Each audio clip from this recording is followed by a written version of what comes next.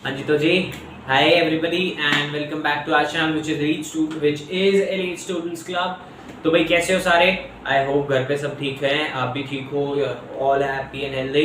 तो जी चलो वापस से आते हैं क्लास 9। आपका बहुत बहुत स्वागत है हमारे चैनल पे। हम कल एक चैप्टर कर रहे थे जिसका नाम है force and laws of motion.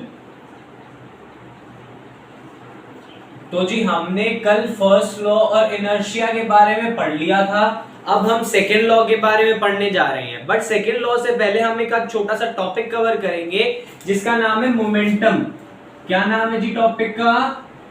हाँ जी, मोमेंटम। और इसका सिंबल इसका जो सिंबल होता है वो होता है स्मॉल पी। क्या होता है जी? Small P. अब मोमेंटम होता क्या है ये समझ लो। देखो ये हाथ में मार्कर है, ये इस पॉइंट से यहां पे आया, कुछ ना कुछ मास है इसमें, राइट? एम आई रॉन्ग? नहीं हो तो जी सुनो ना, यहां से ये मार्कर यहां आया, okay, not so much pain. यहीं पे ही हमारा ये जो डस्टर है ये यहां से ओहो गिर गया होता, ये यहां से यहां आया तो इम्पैक्ट बढ़ गया। मैं यहीं पे कोई 2 किलो या 5 किलो की चीज ऐसे करके यहाँ पे रखूं, या इस हाथ पे ये जो यहाँ पे ऐसे आई है, अगर कोई 2 या 5 किलो का ब्लॉक होता तो इम्पैक्ट बढ़ जाता। मानते हो? गलत तो नहीं है ना? मैं कॉस्को की बॉल लेके एक शीशे पे मारूं, टूटेगा नहीं? हाँ चांसेस है, स्पीड बहुत ज्यादा होगी तो टूट भी जाएगा। बट मैं मान लो, चलो मैं कह रहा हूं 5 किलोमीटर पर आवर की स्पीड से मैंने बॉल फेंकी है, क्या होगा? टूटेगा नहीं। बट वहीं पे अगर मैं सोच के देखो, अगर मैं 5 किलोमीटर पर आवर की स्पीड से एक लोहे की बॉल फेंकूं तो भाई शीशा टूट जाएगा। मानते हो ना? तो ये जो दोनों में डिफरेंस है ये मास का आ जाता है। ये सारी चीजों का डिफरेंस जो होता है ये किसकी वजह से आता है? ये मोमेंटम की वजह से आता है। तो जी मोमेंटम पे आते हैं। मोमेंटम बेसिकली, जब मोमेंटम की आपको डेफिनेशन लिखने के लिए बोला जाए तो मोमेंटम की डेफिनेशन कुछ नहीं है। हाँ सही में कुछ नहीं है। मोमेंटम की definition product created by the mass of any object moving at a certain velocity। कि भाई किसी एक वेलोसिटी पे अगर कोई ऑब्जेक्ट चल रहा है तो उसका मास भी होगा कुछ और कुछ वेलोसिटी हो जाएगी। तो जब ये दोनों चीजें मिल जाती हैं तो इनके प्रोडक्ट से जो हमें आंसर मिलता है वो क्या होता है? मोमेंटम होता है। मोमेंटम के लिए मैंने आपको सिंबल बताया था small m, formula small p, formula हो जाता है mv। ठीक है, यहां पे m क्या है? मास है। v क्या है? वेलोसिटी है। कोई दिक्कत है? आई डोंट थिंक सो कोई दिक्कत होगी। पक्का ना? इसकी यूनिट देखो भाई, आज तक हुआ नहीं है कि इसकी यूनिट पूछी गई हो, बट फिर भी अगर आपसे एसआई यूनिट या यूनिट पूछी जाए तो आप क्या आंसर दोगे? एसआई यूनिट का आंसर दोगे यहाँ पे केजी मीटर पर सेकेंड। ऐसे लिख दो, चाहे आप ऐसे लिख दो, कोई दिक्कत नहीं है, दोनों ठीक है। सो प्लीज इस चीज को फटाफट से नोट करिए। हम आगे चलते हैं, वो हमारी इस वीडियो का लास्ट टॉपिक होगा। ज्यादा लंबा नहीं कीजिएगा, फटाफट नोट करो, जल्दी जल्दी करो।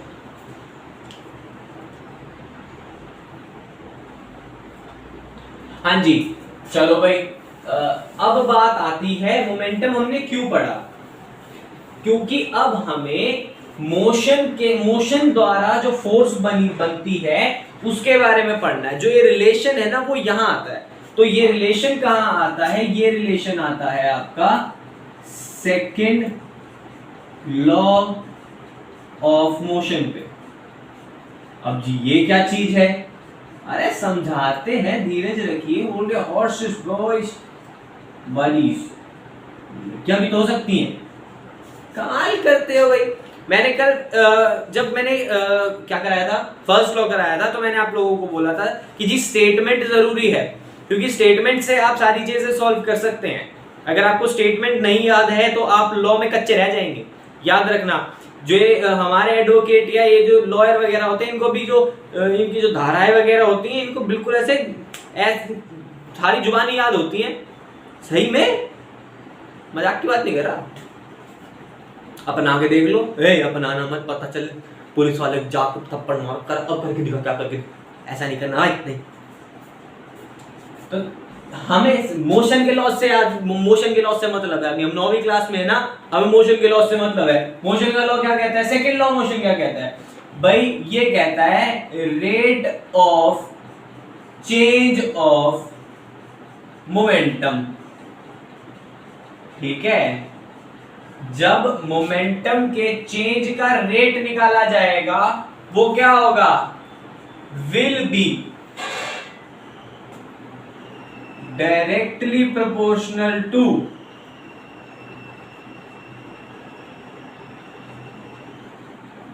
द फोर्स अप्लाइड, कि जो फोर्स लगाई जाएगी उससे डायरेक्टली प्रोपोर्शनल होगा। ठीक है, अब इसका क्या मतलब है? इसका मतलब आपको समझ में आएगा जब हम इसकी मैथमेटिकल फॉर्मूलेशन करेंगे। अब यहां पे इसकी हम करते हैं मैथमेटिकल फॉर्मूलेशन। ठीक है, तो मैथमेटिकल फॉर्मूलेशन करने के लिए मैं इसी बोर्ड को 2 हिस्सों में बांट दूंगा ताकि वो हमारा यही खत्म हो जाए। यहां और यहां 2 हिस्से में बट गए। अब ध्यान से देख ये छोटा बड़ा हो गया तो बोर्ड का हिस्सा नहीं। हाँ चलो ठीक है, कोई दिक्कत नहीं। मैंने सबसे पहले क्या बोला था? चेंज ऑफ मोमेंटम की बात करते हैं। चेंज ऑफ मोमेंटम क्या होता है? मोमेंटम में बदलाव आया होगा। अब देखो, अगर ये मैंने यहां से फेंका तो स्पीड कुछ और होगी, यहां से फेंका तो स्पीड कुछ और होगी, यहां से फेंका तो स्पीड कुछ और होगी, और यहां से फेंक रहा हूं तो स्पीड कुछ और होगी। पर इसका मास तो नहीं बदला ना, मास तो उतना ही है। अगर ये 100 ग्राम का है तो यहां से भी, यहां से भी, यहां से भी और यहां से भी, हर जगह से 100 ग्राम का ही है ये। तो यहां पे मास वही रह जाता है। अब चेंज कैसे पता चलेगा? मैं कह रहा हूं यहां से जब फेंका गया तो 2 मीटर पर सेकंड की स्पीड थी। चलो मान लो मैं कह रहा हूं 1 मीटर पर सेकंड की स्पीड थी। यहां से फेंका तो 2 की हो गई, यहां से फेंका तो 3 की हो गई। तो डिफरेंस कहां से आया? इनिशियल और फाइनल वेलोसिटी से आया ना, कि स्टार्टिंग में तो 1 थी, बाद में 3 हो गई। तो डिफरेंस कितना आ गया? 2 का, है ना? एक्सेलरेशन में पढ़ा था हमने, तो वो यही लगा दो। अगर एक्सेलरेशन में पहले v थी बाद में v थी तो निकालने के लिए ये हो जाएगा, ये फाइनल मोमेंटम हो जाएगा और ये इनिशियल मोमेंटम हो जाएगा। कोई दिक्कत है? ध्यान से देखो। अब अगर मैं इसमें से m कॉमन ले लूं, v माइनस यू निकल आएगा। कोई दिक्कत है भाई बच्चों? कोई दिक्कत नहीं होनी चाहिए, आसान सी चीज है। अब आपको मैं एक छोटी सी चीज बताता हूं। अगर आपको कहीं पे ये लिखा दिखे मिले ना, रेट, साइंस की बात हो रही है, अगर आपको rate of change of momentum लिखा हुआ दिख रहा है यहाँ पे, तो रेट का मतलब यहाँ क्या होता है? रेट का मतलब होता है समय के अनुसार क्या बदलाव है। अब ये स्पीड बढ़ी है, समय के अनुसार ही तो बढ़ी हो गई, या अपने आप ऐसे कहीं से बढ़ गई? अरे क्या बात करते हो यार, कमाल कर दिया। कैसे बढ़ेगी? टाइम के साथ ही बढ़ेगी। तो यहाँ पे हम इसको क्या करते हैं? टाइम से कंपेयर करते हैं। ऊपर हमारे पास ये फाइनल आंसर निकला था, सो m v minus you will upon t। कोई दिक्कत है? हमारे पास क्या निकल गया? Rate of change of momentum. कोई दिक्कत है बच्चों? नहीं है। तो आगे आ जाओ। यहाँ पे क्या बात हो रही है? इसने क्या कहा? अब हमने यहां तक तो निकाल लिया, आगे क्या कहता है? Will be directly proportional to the force applied. तो अगर फोर्स लगाई है, ये किसके डायरेक्टली प्रोपोर्शनल है? ये इसके डायरेक्टली प्रोपोर्शनल है। तो मतलब अगर ये बढ़ रहा है तो ये भी बढ़ेगा, है ना? कोई दिक्कत है? नहीं है। हमने एक क्लास में डायरेक्टर इनवर्स वेरिएशंस या डायरेक्टर इनवर्स प्रोपोर्शन पढ़े थे, तो यही है। तो मैं यहाँ पे कह रहा हूं आप इसको इक्वेशन 1 मान लो। क्या मान लो? इक्वेशन 1 मान लो। मान लेते हैं जी। अब हम भैया बच्चे बात मानते मान लेंगे, है कि नहीं? अब यहाँ पे क्या बात होती है? यहाँ पे हम क्या कहते हैं कि ये जो साइन होता है ना प्रोपोर्शन का, इसमें मैथमेटिकल फॉर्मुलेशन नहीं हो सकती, कैलकुलेशन मैथ्स की नहीं हो सकती है। तो यहाँ पे हम कैलकुलेशंस किससे कर सकते हैं, यहाँ पे हम कैलकुलेशंस कर सकते हैं इससे। और ये लगाने के लिए हमें कांस्टेंट वैल्यू रखनी होती है जो इसका डिफरेंस बैलेंस करे। यहाँ पे k होती है m v minus you upon T. इस k की वैल्यू 1 होती है, इसीलिए हम इसको लिखते नहीं है। तो यहां से आपका एक नया फॉर्मूला बन जाता है फोर्स का, जो आप ध्यान रखेंगे m v minus u by t. ठीक है, कोई दिक्कत है? अब ध्यान से देखो, मैंने आपको बोला था इसको इक्वेशन 1 मानना। तो जी अगर मैं आपको कहूं a is equal to v minus u by t होता है, देखो मेरे को पता था, बच्चों के दिमाग में है, मैं ले आया यहाँ पे। अरे कोई बात नहीं, कोई किताब में भी है यार, किताब खोला करो, मेरा नाम ले दे, किताब भी खोलो। एनसीईआरटी से चिपके रहने को कहे थे, चिपके हो कि नहीं चिपके? अच्छी बात है, चिपके हो। तो यहाँ से v minus u by T को हम a से चेंज कर देंगे, तो m वही का वही v minus u by T क्या आ जाएगा, a आ जाएगा। तो यहाँ से फोर्स के दो फॉर्मूले आ गए, ये दोनों। कोई दिक्कत है? पक्का? हाँ जी। अगर कोई दिक्कत है प्लीज कमेंट मी डाउन जी, नोट करें, उसके बाद आगे चलेंगे।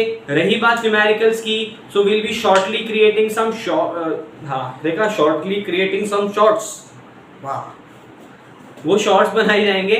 शॉर्ट्स पे मैं ट्राई करूंगा कि न्यूमेरिकल्स वहां किए जाएं, क्योंकि जब यहाँ कराऊंगा तो बोरिंग टाइप हो जाएगा, क्वेश्चन में कुछ मजे आएंगे नहीं, ठीक है ना। तो बोरिंग ना करने के लिए हम उसको शॉर्ट्स पे रखेंगे, ताकि 15 सेकंड में हम एक न्यूमेरिकल खींच लें, ठीक है ना। So thank you very much for watching, keep learning and keep growing, note it down, will and the video. Thank you very much.